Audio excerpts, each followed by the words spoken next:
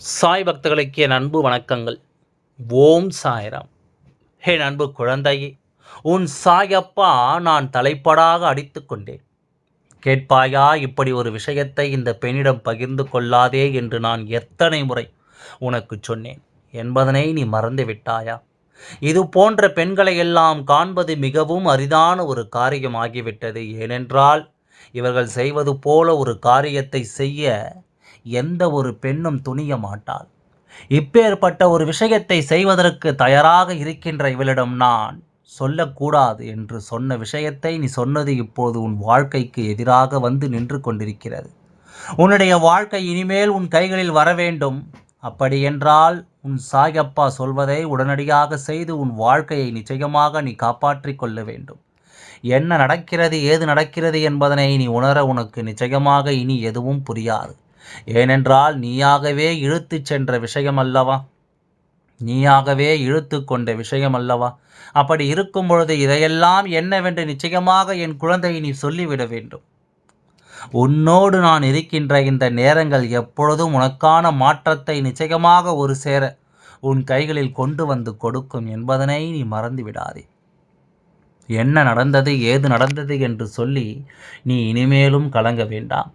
சாயப்பா தெரிந்து கொண்டேன், உனக்கு அதனை எடுத்துச் சொல்லவும் வந்துவிட்டேன். இனிமேலும் தேவையில்லாமல் எதை பற்றியும் நீ யோசித்து கொண்டிருக்க வேண்டாம். உன்னோடு நான் இருக்கின்ற இந்த நேரங்கள் எல்லாம் உன் வாழ்க்கையில் உன்னை சூழ்ந்து வருகின்ற துன்பங்களை உனக்கு வெளிச்சம் போட்டு காட்டத்தான் போகின்றது. என்ன நடந்தது என்று சொல்லி நீ எண்ணி வருந்துவது எல்லாம் இங்கு வீணானது. இனி இந்த வாழ்க்கை உனக்கு என்ன கொடுக்கப் போகிறது என்பதனை நீ தெரிந்து கொண்டால் அது போதும். சுற்றி வருகின்ற சூழ்நிலைகள் நிச்சயமாக உன்னை நல்வழிப்படுத்தும். இந்த வாழ்க்கையில் உனக்கான சந்தோஷத்தை நிச்சயமாக என்னவென்று வெளிப்படுத்தும். எந்த இடத்திலும் எதையும் தொலைத்து விடாமல் இந்த வாழ்க்கை உனக்கு தருகின்ற உண்மைகளை எல்லாம் நீ விட்டுவிடாமல் நான் இருந்த உனக்கு நடத்துகிறேன் என்பதனை நீ புரிந்து கொண்டால் அது போதும். இனி என்னவாகும் என்பதனை நீ உணரத்தான் வேண்டும். இந்த வாழ்க்கை உனக்கு எதுவாக மாறும் என்பதனை நீ தெரிந்து கொள்ளத்தான் வேண்டும். சற்றென்று இந்த சாயப்பா சொன்னவுடன் என் குழந்தையின் மனது பதைத்து விட்டது. சாயப்பா, நான் யாரிடத்தில் எந்த விஷயத்தை சொன்னேன், எந்த விஷயம் என் வாழ்க்கையை அளிக்கிறது என்று என் குழந்தை கேட்கிறாய் அல்லவா? நிச்சயமாக உன்னுடைய இந்த கேள்விகளுக்கு எல்லாம் நான் பதில் சொல்ல வேண்டும் என்று தான் வந்திருக்கின்றேன். இந்த கேள்விகள் ஒவ்வொன்றும் இனிமேல் இந்த வாழ்க்கையில் உனக்கான மகிழ்ச்சியை நிச்சயமாக கொடுக்கத்தான் வேண்டும். யார் எதை பற்றி யோசிக்கிறார்கள் என்றெல்லாம் நீ எப்பொழுதுமே சிந்தித்து கொண்டிருக்காதே. அடுத்தவர்களின் பிரச்சனைகளுக்குள் தலையிட்டு உன்னுடைய கஷ்டங்களை நீ மறந்து விட்டாய். மற்றவர்களை தேற்ற வேண்டும் என்று சொல்லி உன் வாழ்க்கையை நீ நடுத்தெருவிற்கு எடுத்து கொண்டு வந்து விட்டாய்.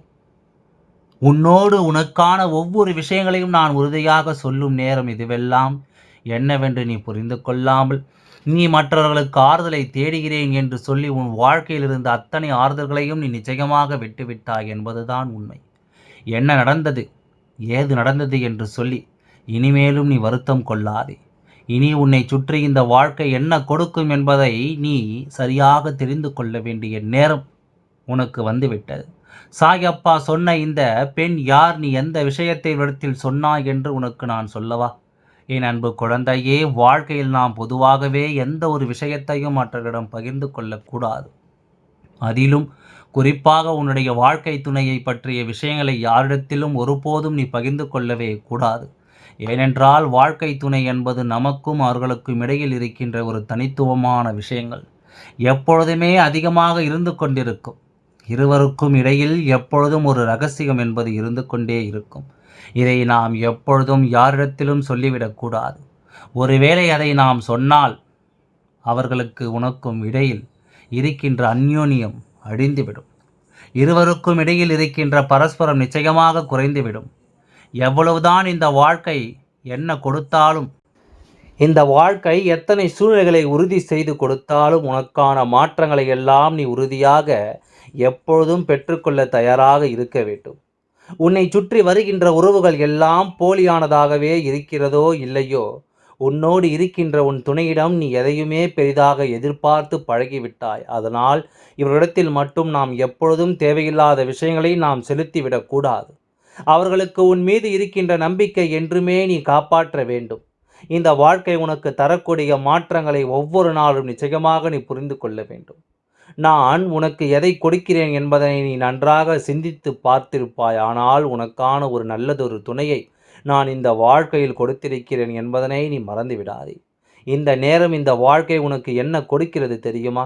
எவ்வளவு போலியான முகங்களை உனக்கு காண்பித்து கொடுத்த பொழுதிலும் துணை என்ற ஒன்றை உனக்கு கொடுத்து நல்லவர்களோ கெட்டவர்களோ அவர்களின் உண்மையான முகம் உனக்கு தெளியும்படி அந்த உறவு கிடைத்திருக்கின்றது.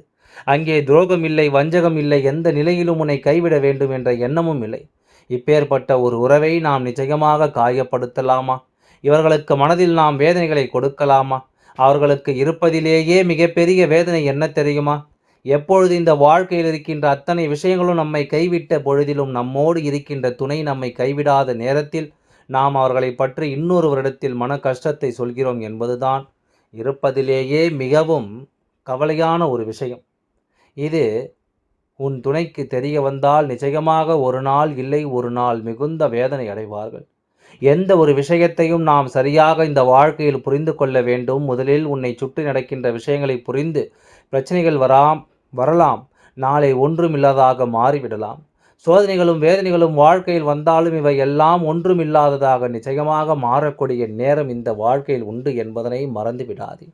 உன்னோடு எப்பொழுதும் நான் இருக்கின்ற இந்த நேரம் இனி உனக்கான ஒவ்வொரு உண்மைகளும் நிச்சயமாக நிறைவாக கிடைக்க வேண்டும் என்பதனை நீ புரிந்து கொள்ள வேண்டும்.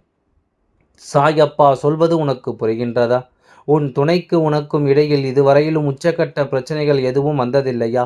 எவ்வளவு சண்டைகளும் சச்சரவுகளும் வந்திருந்தாலும் மீண்டும் நல்லபடியாக அந்த உறவோடு நீ வாழ்ந்து கொண்டு தான் இருக்கின்றேன். அப்படி இருக்கும் பொழுது எந்த ஒரு விஷயத்தையும் சற்றென்று நீ இன்னொருவரிடத்தில் சொல்லி உனக்கான ஆறுதலை தேட நினைக்காது. இந்த வாழ்க்கையில் உன்னுடைய அத்தனை கஷ்டங்களுக்கும் உனக்கான ஆறுதலாக இருக்கக்கூடிய உறவே உன்னுடைய துணைதான். அப்படி இருக்கும் பொழுது இதையெல்லாம் நீ நிச்சயமாக இந்த வாழ்க்கையில் நல்லபடியாக பத்திரமாக பார்த்து கொள்ள வேண்டும். எப்பொழுதும் முன்னால் அவர்களுக்கு ஒரு மன கஷ்டம் வரும்படி நீ நடந்து கொள்ளக்கூடாது. நீயோ ஒரு ஆறுதலுக்காக அவரிடத்தில் சொல்லி சென்று விட்டாய். அப்படியானால் அந்த பெண்ணின் மனநிலை என்னவாக இருந்தது தெரியுமா? இதற்குத்தானே ஆசைப்பட்டோம் என்று நினைத்தது போல அவள் உன் கஷ்டங்களை எல்லாம் தெரிந்து கொண்டு அதை ஒருவரிடத்தில் சொல்லி உன்னுடைய துணையை அவள் அசிங்கப்படுத்தி கொண்டிருக்கின்றாள். உன் வீட்டிலோ பிரச்சனை முடிந்து உனக்கும் உன் துணைக்கும் இடையில் மீண்டும் ஒரு இணக்கமான நல்லதொரு உறவு வந்துவிட்டது. ஆனால் அந்த பெண் அதை மறக்க மாட்டாள். அவள் எப்பொழுதும் இதையே சொல்லி சொல்லி உன்னையும் உன் துணையையும் பற்றியும் பேசி கொண்டிருக்கின்றாள். நீயும் உன் துணையும் வெளியில் எங்கும் சேர்ந்து சென்றீர்கள் என்றால் அவள் இன்னொரு இடத்தில் அதை எப்படி சொல்வார்கள் தெரியுமா?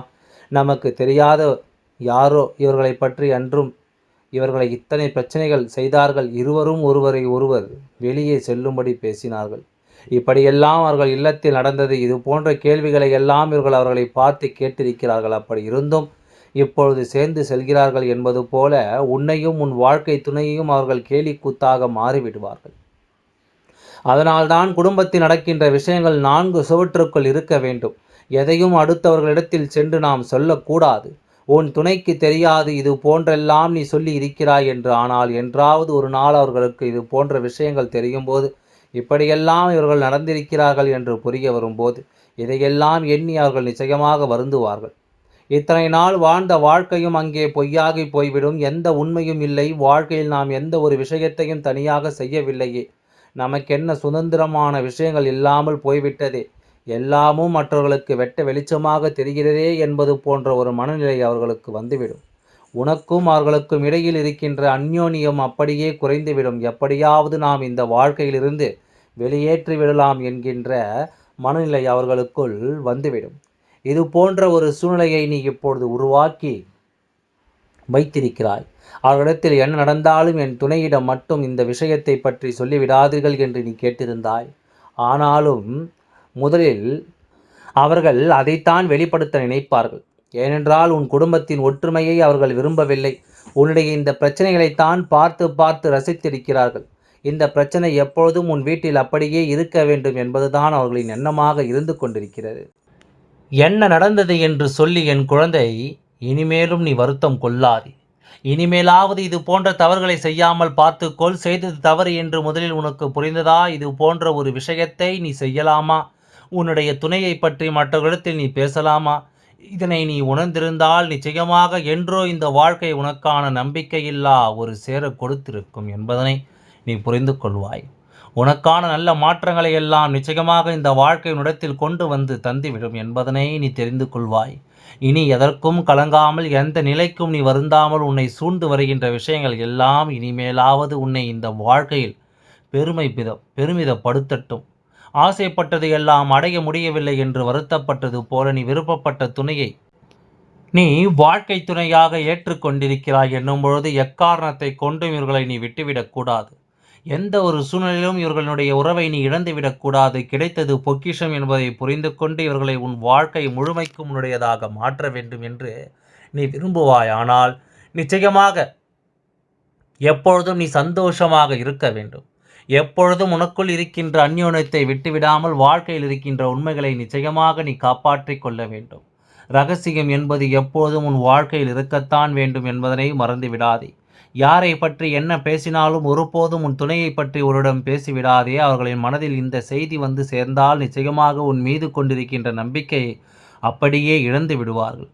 இனிமேல் உனக்கு மற்றவர்களிடத்தில் எந்த விதமான ரகசியங்களும் அல்லது எந்த விதமான பரஸ்பர அன்புகளோ இருக்கக்கூடாது என்பதனை நீ புரிந்து கொள்ள வேண்டும். உன்னோடு நான் இருக்கின்றேன் என்பதனை நீ மனதில் கொண்டு உன் வேலைகளை நீ தொடர்ந்து செய்து கொண்டே வா. எல்லாம் நல்லபடியாகவே நடந்து முடியும். ஓம் சாய்ராம். நன்றி, வணக்கம்.